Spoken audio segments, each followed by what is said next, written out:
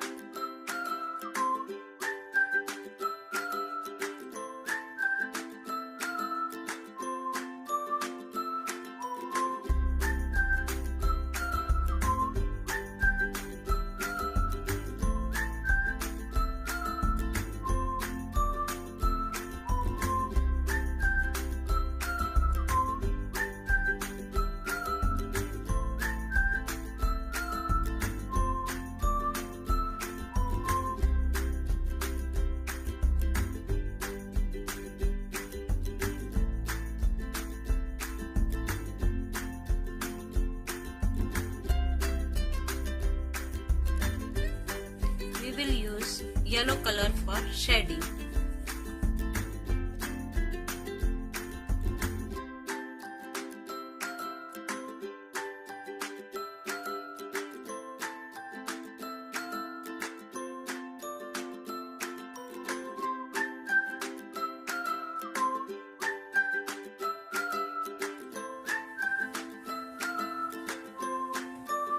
Now our picture is completed.